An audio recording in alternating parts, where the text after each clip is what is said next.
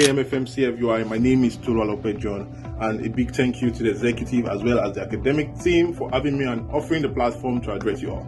Today I'm going to be addressing a subject matter that is very, very important to all, and that's the subject of time. Time is a very significant, a pivotal and crucial gift given to man by God. Now, metaphorically, you could see it as a golden egg. Very, very precious and invaluable, yet delicate, so that if lost, cannot be recovered, cannot be regained, cannot be replenished.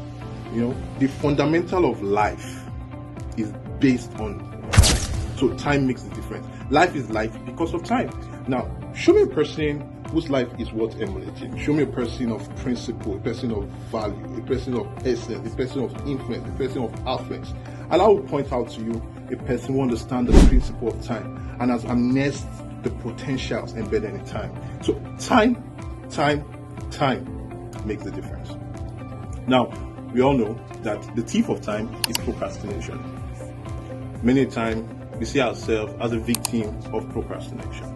And in order to actually attain that future you desire, that flourishing and promising future you desire, you have to deal with procrastination, because procrastination is going to inhibit the accomplishment and is going to impede the actualization of those goals, those wonderful goals and dreams and pictures you have painted for yourself.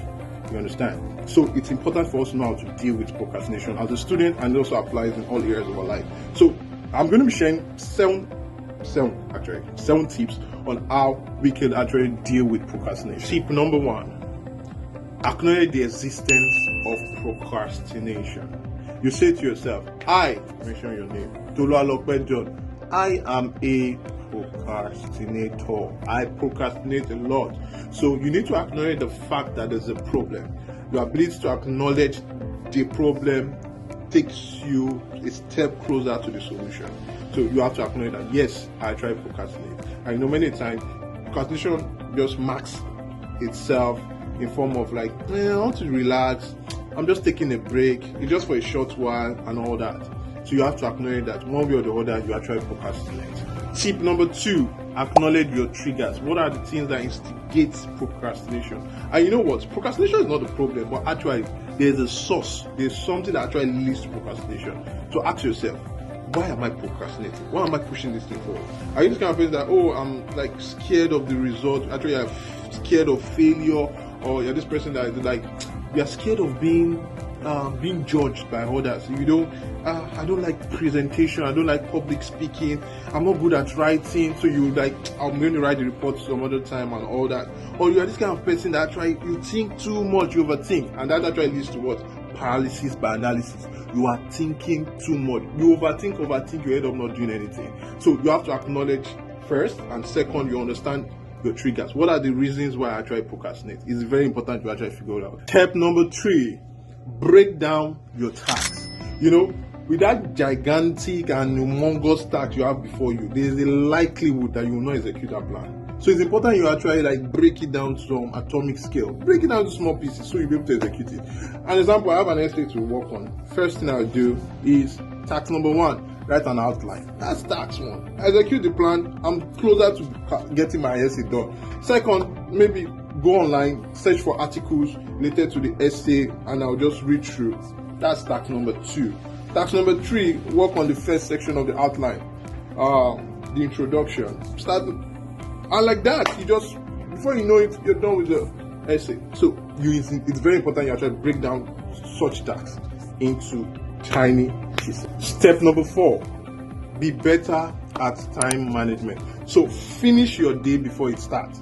How do you do this? You have a predefined plan. So you ask me next week Monday, what am I going to do? My Google Calendar is already filled up because I know the activities I want to do. So first, you have to have a predefined schedule. All right, these are the times I'm going to be going to classes. This is the time I'm going to be in a fellowship. This is the time I'm going to be doing this. I'm going to be in my hostel by this time and all that. There are always there are room for flexibility, but it's important you actually have a predefined plan. So no one just come into your schedule and like, hey, something is happening, fresher welcome is happening, or there's an event. I'll be like, oh, let's go. You don't have a plan. You understand? But someone that is already planned, no, I'm actually supposed to read now. I'm actually supposed to actually go to fellowship now. I'm actually supposed to actually work on this article. You have a predefined plan. Tip number 5 in dealing with procrastination: set smart goals. Set smart goals. Smart here means specific, measurable, attainable, relevant, and time-bound goals.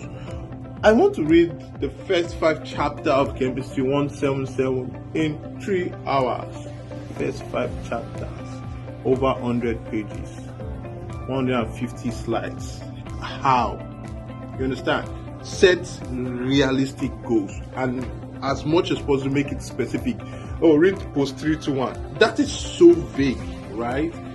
Set more specific goal. A better way to say it is like when you're writing your plan, read the first or the introductory chapter of post 321 at 10 a.m. in this venue, or whichever venue you choose to read, maybe at the faculty library, for 4-5 hours, or whichever way it is. That's a more like streamlined view of like setting a goal. So make sure you set smart goal. Tip number 6 to overcoming procrastination: reward yourself. You know what? We humans, we are more inclined to this instantaneous gratification. We don't want the long-term reward. So we will try as much as possible to avoid any form of discomfort, whatever it is that is not going to allow us to like enjoy ourselves. We just want to be comfortable at the moment, which is rewarding to the current self but not the future self. The future self is going to suffer for that instantaneous gratification. So why not channel that instant gratification to like accomplishment of some of the tasks you've assigned to yourself? So for an example, to cite an example rather, we have like 10 different tasks you've assigned to yourself to accomplish a particular goal. Then you say to yourself, if I can do 5 out of these 10, I'm going to I've been craving for ice cream, I'll get that ice cream. And after accomplishing the whole task, then I could do something that is so interesting. Maybe there's a series that everybody is talking about. It's very interesting, you need to watch it. You tell it to yourself, I'm going to deprive myself from watching this movie until I accomplish these 10 tasks. Because you setting a reward system for yourself is going to give you enough motivation. It's going to fuel that energy. It's going to give you that strength and the motivation to actually accomplish and want to do and get all those tasks done. The last and not the least tip, which is the 7th tip to overcoming procrastination, I will share with you guys: learn to manage your environment. Understand your environment, because many a time procrastination is actually bettered forth due to the environment we find ourselves or the kind of situation we find ourselves.